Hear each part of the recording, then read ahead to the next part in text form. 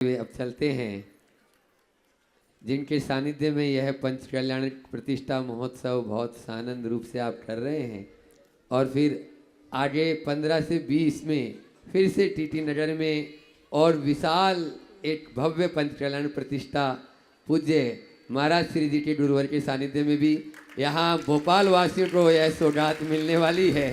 निश्चित रूप से भोपाल वाले बहुत पुण्यशाली है और ये सब आदित्य हैं ही, क्योंकि सूरज कभी भेदभाव करता ही नहीं है। ऐसे ही आदित्य सागर जी महाराज के चरणों में आप सबकी ओर से और मैं अपनी ओर से विनय पूर्वक बारंबार नमोस्तु करते हुए कि भी वे भी अपनी संकाट के माध्यम से हम सबको ज्ञान की वो अपनी शंका भी रखेंगे और उससे पहले अपनी बात भी करें।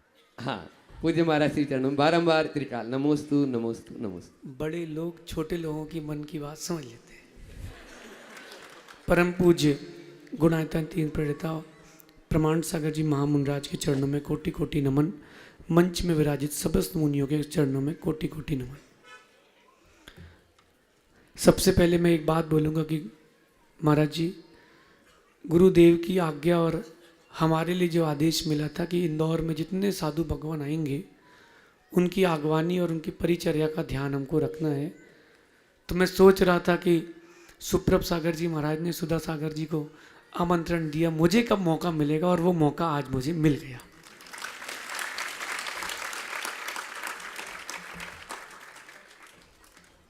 तो सर्वप्रथम सुमति धाम पट्टाचार महोत्सव के लिए मेरा सत्संग आमंत्रण महाराज जी के लिए, और ये आमंत्रण पत्रिका, और मुझे विश्वास है कि बड़े लोग छोटे बच्चों की बात मान लेते हैं। आत्मीय आमंत्रण।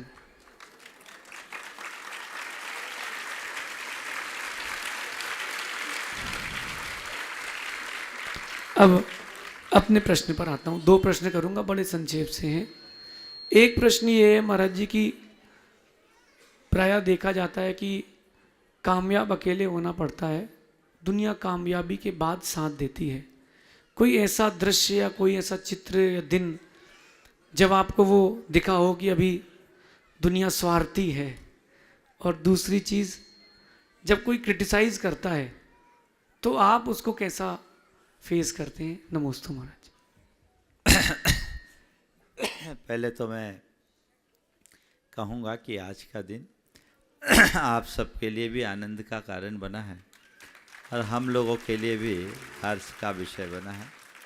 साधुजन जब साधुजनों से मिलते हैं तो स्वाभाविक रूप से हर्ष और प्रमोद भाव उत्पन्न होता है।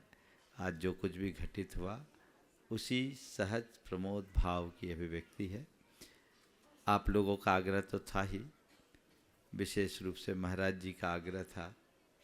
आप लोगों के आग्रह को तो मैं शायद नज़रअंदाज कर देता, लेकिन महाराज जी के अनुरोध को ठुकरा नहीं पाया और इसलिए गाड़ी की दिशा परिवर्तित हो गई और यहाँ आने का योग बना। ये भी बहुत अच्छी बात है। हम यहाँ आए हैं पंच कल्याणक के निमित्त से। जैसा अभी आपको बताया गया कि टीटी नगर में आगामी 15 से 20 फरवरी में पंच कल्याणक का आयोजन होना है। निमित्त तो वो बना, लेकिन मुझे लग रहा है मंगलाचरण आज हो गया है। पंच कल्याणक से पंच कल्याणक का मंगलाचरण हो, और ये भी आज आपका प्रारंभिक दिन है तो मंगलाचरण का ही दिन है। इसे मैं एक शुभ शकुन के रूप में देखता हूँ। बहुत अच्छी बात। महाराज जी ने बहुत ही आदर भाव प्रकट किया, पूरा संघ और हम लोग सब प्रमुदित हैं और यही संदेश देना चाहते हैं कि हम लोग एक दूसरे के प्रति ऐसा ही स्नेह और सद्भाव बना कर रखें ताकि हम सबके जीवन में सरलता बढ़े, सकारात्मकता बढ़े और समाज में भी सकारात्मकता के साथ सौहार्द की वृद्धि हो। ये प्रयास करना चाहिए। महाराज जी ने जो सवाल किया है कि कामयाबी अकेले को मिलती है, क्या आपके जीवन में ऐसा कभी लगा कि दुनिया सब स्वार्थी है? देखिए, मैं अगर अपने जीवन की कहानी कहूँ तो ये कह सकता हूँ, मेरे जीवन में कई ऐसे अनुभव हुए जिस समय मुझे लगा कि सब अपने मतलब के गर्जी हैं। कई अनुभव जो अब मैं सार्वजनिक नहीं भी कर सकता, लेकिन ऐसा लगा, लेकिन मुझे हर मोड़ पर एक रचनात्मक प्रेरणा मिली। जब जब मेरे जीवन में ऐसे प्रसंग आए, बड़े बड़े चैलेंजेज आए, आघात हुए, लेकिन मुझे हर वक्त ताकत मिली। मैं पहले से ज़्यादा ताकतवर बन करके उभरा। मुझे बल मिला और मैं भीतर और बाहर दोनों रूप में अपने आप को मजबूत महसूस किया। मैं ये कह सकता हूँ, ये संसार का यथार्थ है। हर मनुष्य के सामने इस तरह की बातें आती हैं। विपरीत परिस्थितियों को एक चुनौती के रूप में स्वीकारना चाहिए और अपनी कुशलता से उसे उपलब्धि के रूप में परिवर्तित करना चाहिए। एक प्रसंग आया था, पूरा प्रसंग नहीं सुनाऊंगा, लेकिन उस प्रसंग में मैंने जो दृष्टिकोण अपनाया था वो आज आप सबके बीच सार्वजनिक करने में मुझे कोई संकोच नहीं। एक बार मैंने कहा था कि हवा के झोंके से शाख टूटी जरूर है, पर मैं इसे सूखने नहीं दूंगा, कलम बनाकर पेड़ बनाकर गुलाब खिलाऊंगा। बस जिस मनुष्य के अंदर ऐसा आत्मविश्वास होता है, जिसकी सोच सकारात्मक होती है, वह हमेशा ऊंचाइयों को छूता है। और अपने जीवन का ये मंत्र मानो। मेरे सामने बहुत कई चुनौतियाँ आईं और मैंने हर चुनौतियों का स्वागत किया और बहुत सजिंदगी से उसका सामना किया, और मैंने पाया है कि हर चुनौती मेरे सामने उपलब्धि बनकर उभरी है। तो ये चैलेंज को अचीवमेंट बनाना हर सफल व्यक्ति के जीवन का एक बड़ा गुण है। मैं अपने आप को एक सफल व्यक्ति के रूप में नहीं मानता, क्योंकि मैं अपने आप को सफल तब मानूंगा जब मैं सिद्धालय में जगह बनाऊंगा। लेकिन ये मानता हूँ कि हमें अगर अपने मार्ग में आगे बढ़ना है तो चुनौतियों को स्वीकार करने का मादा अपने भीतर रखे और अपनी कुशलता से उसे उपलब्धि के रूप में परिवर्तित करने की क्षमता विकसित करे। दूसरी बात, आलोचक तो होंगे ही। अगर आपके कोई आलोचक नहीं तो आप जिंदा नहीं। जिंदे की निंदा होती, मुर्दे को तो सब स्वर्गीय बोल देते हैं। तो आलोचना होगी। आलोचना जिंदा होने की पहचान है। उसे घबराइए मत। मैं कभी नहीं घबराता। मेरे जीवन का एक सिद्धांत है कि गाड़ी जितनी तेज चलती है, धुआं और धूल भी उतना ही उड़ती है। उतना ही धुआं उड़ेगा, उतनी ही धूल उड़ेगी, लेकिन ये गाड़ी के आगे नहीं होती, पीछे होती। मेरा ध्यान सदैव गाड़ी की गति पर और गंतव्य की ओर होता है। पीछे उड़ने वाली धूल और धुएं की तरफ मैं कभी नहीं देखता। उसे कभी देखो ही मत, ये सहज होगा। हाँ, लेकिन एक सावधानी भी रखना है कि अपनी गाड़ी की गति का नियंत्रण नहीं खोना चाहिए और गंतव्य कभी ओझल नहीं होना चाहिए। सोच समझकर निर्णय लेना, आत्मविश्वास के साथ आगे बढ़ना और सकारात्मकता से उसे पूरा करना। मेरे सामने कई बार ऐसे प्रसंग आए जिसे एक चुनौती के रूप में लोगों ने देखा। खासकर मैं एक बता देता हूँ, मेरे जीवन का एक लंबा समय गुणायतन के लिए लगा। गुणायतन मेरे सामने एक बहुत बड़ा चैलेंज था। जब बात आई कि 14 गुणस्थानों को प्रदर्शित करेंगे, मेरे से बहुत सारे साधुओं, त्यागियों और विद्वानों ने कहा, महाराज ये भावनात्मक तत्व को आप क्रियात्मक रूप से कैसे दिखाएंगे? मैंने कहा मैं दिखाऊंगा। कैसे दिखाऊंगा? बोले दिखाऊंगा और इस तरीके से दिखाऊंगा जिसको देखकर हर व्यक्ति के मुख से केवल वाह वाह और वाह निकलेगा।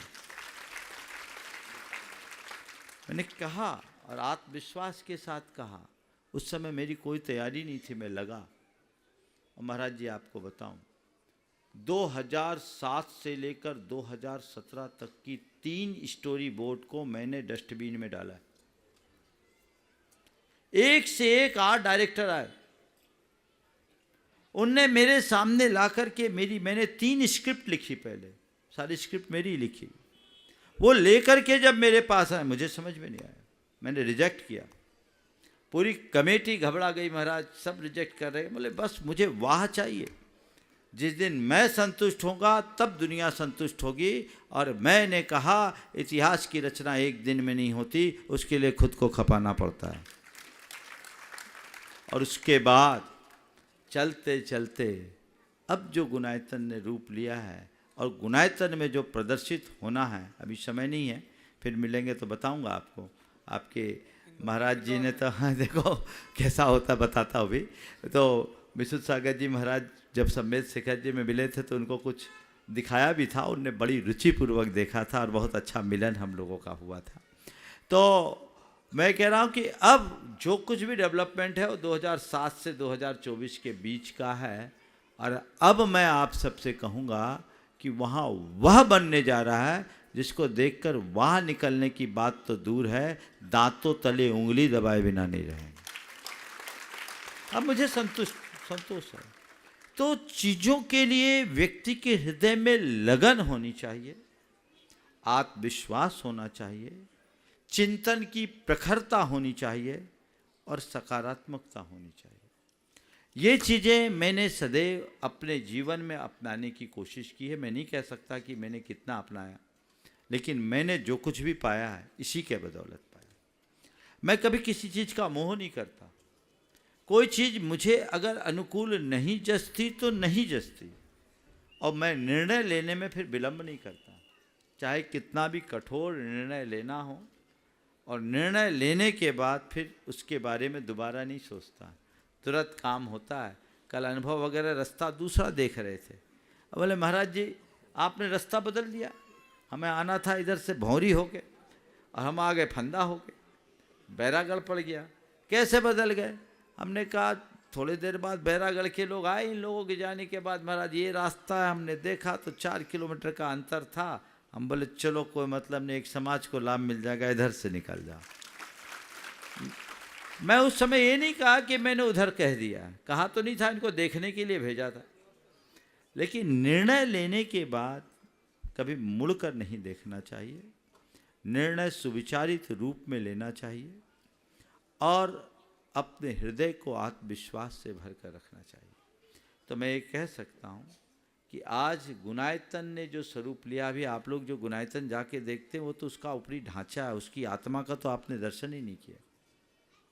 वहाँ जो चीज़ बनने जा रही है, सोरिंग राइड, जिसका आपने कभी नाम न सुना हो, सोरिंग राइड जो दुनिया में कुल 29 है, 30वीं गुणायतन में बन रही, जिसका नाम है समो शरण दर्शन। एक ऐसी राइड जो 16 मिनट की राइड है और विश्व की सबसे बड़ी राइड, वर्ल्ड की लार्जेस्ट राइड है और फर्स्ट रिलीजियस राइड है। दुनिया में जितनी भी राइड है वो एडवेंचरस है और 9 से 11 मिनट की। ये पहले 16 मिनट की राइड जिसमें लोग बैठेंगे, 12 मीटर हाइट पर जाएंगे, स्क्रीन से वो सिंक्रोनाइज होगा और ऐसा लगेगा जैसे साक्षात समो शरण में आप जा रहे हैं। उसे देखने के बाद आपको ऐसा नहीं लगेगा कि पंचम काल में सम्मेद शिखर के किसी ऑडिटोरियम में बैठे हैं, आपको ऐसा लगेगा कि चौथे काल में साक्षात भगवान महावीर के समो शरण में विचरण करें। ये उपलब्धि है।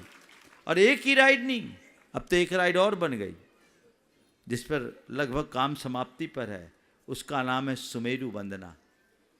वो एडवेंचरस राइड है जिसमें सुमेरु पर्वत के चारों वनों का भ्रमण होगा और उस चारों वन में भ्रमण करने के उपरांत अंत में पांडुक वन में पांडुक शिला में भगवान का अभिषेक और पांडुक वन के अकृत्रिम जिनालय की वंदना होगी।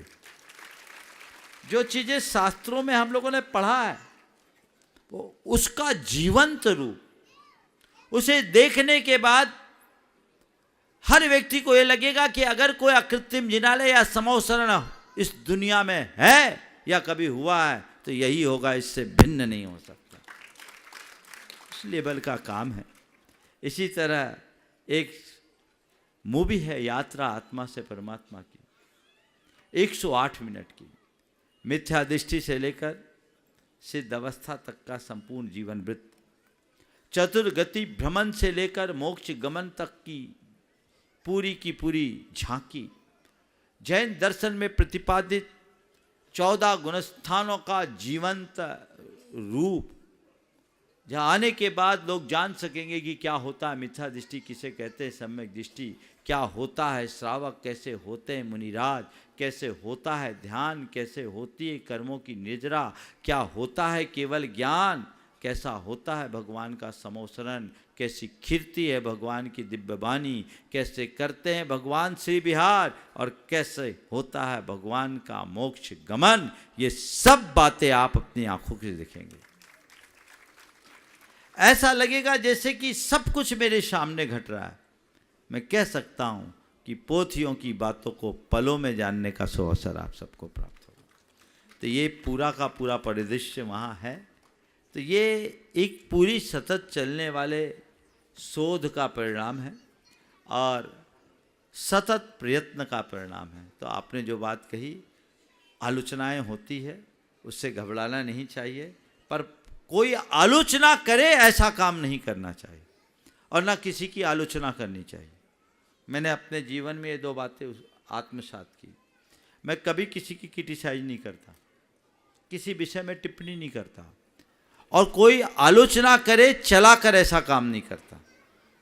अब जिनको आलोचना करना है, कुछ लोग हैं हमारे समाज में जिनको चावल में कंकर ही बीनना आता है, वो उनका धर्म है, वो कंकर बीनेंगे, वो उनका काम। पर हम तो चावल बीनने वाले लोग, तो हम लोग मेरी आलोचना करें ऐसा काम मत करो और कभी किसी की आलोचना मत करो। अपनी लाइन लंबी करते जाओ, जितने आलोचक हैं उनके मुंह अपने आप बंद हो जाएंगे, रास्ता खुल जाएगा। महाराज जी और पूछ सकते हैं? हाँ, बस हमारी एक और इच्छा है कि हाँ, महाराज जी की बात तो रही गई। महाराज जी ने अभी सुमति धाम पट्टाचार्य महोत्सव में पधारने का आमंत्रण दिया। अभी तो मैं सुमति धाम होकर के भी आया हूँ। इंदौर में मनीष भाई ने सपरिवार अनेक बार अनुरोध किया, अनुकूलता होती तो हम वहीं रुक जाते, अभी यहाँ आने का काम नहीं था क्योंकि इंदौर वालों का मन भरा नहीं। पर आपने निवेदन किया, अभी से हम क्या कहें, अगर योग बनना हो तो हो सकता है बदल जाए, लेकिन कह नहीं सकते। अभी गाड़ी तो दूसरी दिशा में निकली है, पर मेरी सद्भावनाएं पूरे उस कार्यक्रम के लिए है जो मैं आपके माध्यम से वहाँ पहुँचाता हूँ। ये हमारा और लिखित महाराज जी ने अपना साहित्य भेंट किया है, तो आदान के साथ प्रदान भी होना चाहिए। और पूज्य गुरुवर की 4 बातें 14 भागों में ये अभी प्रतीक स्वरूप इतना, और बाकी कक्ष में जो है दे देंगे। पूज्य महाराज श्री द्वारा रचित है। और सहजता देखो, आदित्य सारी जी महाराज जी ने सहज रूप में कहा 4 बातें तो आपकी मुझे चाहिए ही। मतलब इस प्रकार का ये बहुत ही सहज और सरल स्वभाव है महाराज जी का। महाराज जी और कुछ बोले? आपके सामने अब क्या बोले। एक चीज और बोलूंगा कि जो यात्रा नवीन से प्रारंभ हुई थी, उसको नवनीत बनाने के लिए बहुत मेहनत करना पड़ती है। मतलब जब महाराज जी ब्रह्मचारी थे तो उनका नाम था नवीन, और अब आज जो है वो प्रमाण यानी नवनीत। तो आप सबसे एक छोटी सी बात बोलता हूँ, हम जीवन में बहुत सारे साधु भगवान से मिले, हमने कुछ ना कुछ सीखा है। आज मैं बहुत बड़ी उपलब्धि लेके जा रहा हूँ इस मंच से, क्योंकि बड़ों के साथ रहो तो गुण मिलते हैं। मैंने पहले एक बात कही थी महाराज जी, हम जो धीरू भाई अंबानी थे वो 200 रुपये कमा करके 180 रुपये की चाय पीते थे। तो लोगों ने पूछा कि क्यों, 20 रुपये की चाय पी लो। बोले अगर 20 वाली पीऊँगा तो 20 रुपये की चाय वाले लोगों के साथ बैठना पड़ेगा। मैं 180 की चाय पीता हूँ ताज होटल में, तो 180 का आइडिया मिलता है। तो बड़े लोगों के साथ बैठने से सोच बड़ी होती है। आपका ऐसा वात्सल्य सदा संघ के ऊपर बना रहे, और अगर आप आज्ञा देते हैं तो हम इंदौर से वापस भोपाल लेने भी आपको आ जाएंगे। ओह, बहुत सुंदर आपने भावना भाई। अभी तो मैं चाहूँगा आगामी 6 तारीख गुरुदेव के स्मृति दिवस के रूप में पूरे विश्व में मनाया जा रहा है। यहाँ पर भी विधानसभा के परिसर में बृहद आयोजन को रखा गया है। पंचायत ट्रस्ट की अगुवाई में पूरा भोपाल शहर उसमें जुड़ा है, जैन अजैन सब। मैं चाहूँगा कि 5 को आपका शायद पंचकलाना ख़त्म हो रहा है, यदि वहाँ उपस्थित हो तो सोने में सुगंध की बात होगी।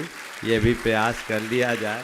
ये तो इसमें ज़्यादा कुछ करने की बात नहीं है, आपका जिधर रास्ता है वो उधर से भी जाता है तो थोड़ा बहुत जैसी हमारी आपकी गुंजाइश आज्ञा। हो। बिल्कुल, ये कार्यक्रम महाराज ने अपनी सम्मति दे दी है, अब आयोजकगण उसी अनुरूप उसकी तैयारी करे तो बहुत अच्छा हो।